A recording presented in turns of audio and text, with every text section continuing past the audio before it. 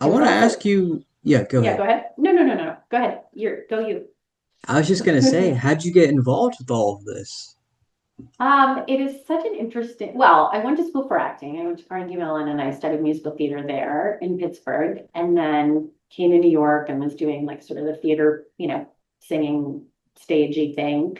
And I had a dear friend of mine that did a lot of voiceover work. And it's such a random story, but she also is a major entrepreneur, and she wrote a book randomly on how to get paid to proofread. Because like thing about actors is we always have a side hustle, right? There's always something else that we're doing in between shows, in between projects that helps you pay the bills, right? So my friend Sue used to proofread for publishers as her gig. And so she wrote this kind of proofreading for dummies book, and there were places in New York called the Learning Annex where you could go for a night and take like a workshop on a variety, like a million different topics. And so one night she was asked to do a workshop on how to get paid to proofread. So she asked me to attend to take notes to see and like to check out the audience to see like what resonated, what didn't resonate, like is there anything that she should do differently, and to look at the materials and tools and stuff.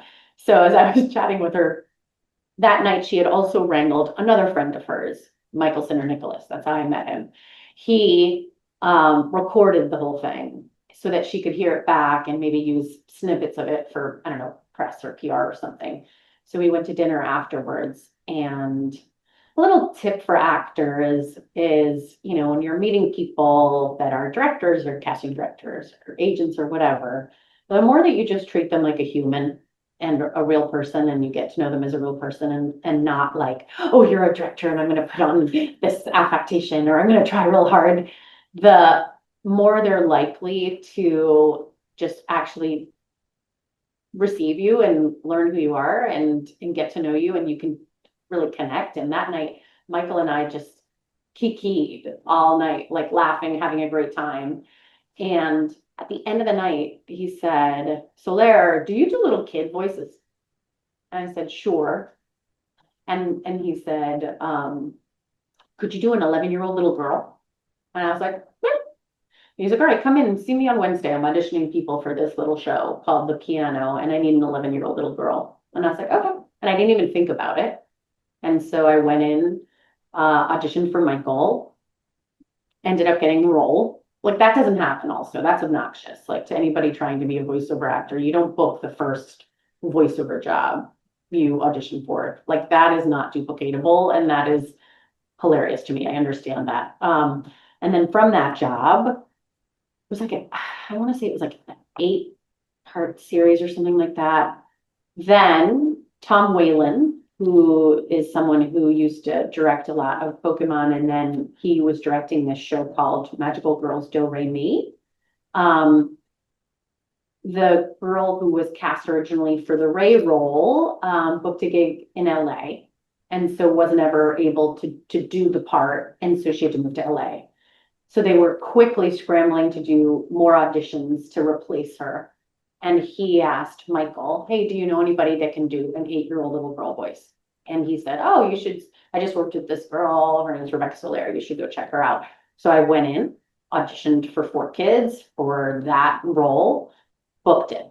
And then kind of the rest was history. Now, throughout this process, I remember my first day of doing Magical Girls Do Re Mi, because it felt huge. Because at that point, 4 Kids was like a major, major player, right? And so I went into the booth and I was getting a lot of direction, a lot of direction, a lot of direction. And in my head, I was freaking out because I was like, I wonder why they're giving me so much direction. Does this mean like I'm not getting it right? Like, but I just sort of told myself, imposter syndrome, get out of here. Like, just try it different ways. Don't take this as you're doing it badly. This is you're establishing a character that, they're trying to get the tone right. The first episodes of any show, they make you do a bunch of different things because they don't quite know what the voice is, right? You like kind of settle into a voice with Chaotic, with all of them. And I just sort of did not allow myself to freak out. And it ended up being great at the end of that. At the end of that session, they were like, that was awesome, Rebecca. I did not know it was awesome throughout the session because it was very serious. There was a few people and they're like, can you try this one? You know, the talk back button. What if that's more of this? Or could you be more earnest? Or could you, they weren't like showing me visual representations of this is great, you know? So you're in like a soundproof booth, right? They're talking amongst themselves. And they hit a talk back button and say, could you do it one more time, but this way instead? And so you don't know, okay, are they saying, what's going on with this girl? Or are they saying like, yeah, I think so. Or how do you, they could be talking about their groceries for all I know. They could have been ordering lunch. I did not know I was in this soundproof booth, but all that to say this like huge anecdotal tale to say like, trust your gut, come up with your instinctual choices, make them, and don't let your own like neuroses like mess up and like inhibit you.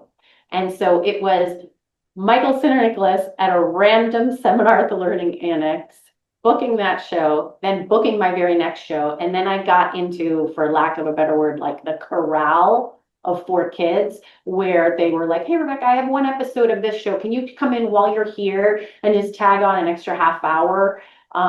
And just do some miscellaneous voices for me here. Or because a lot of people are like, did you know you were in this show? And I don't remember those things because oftentimes they would make us like, they would tack on an extra session and be like, well, you're here, can you also do this episode and I need you to be a monster, or this episode and I need you to be this person.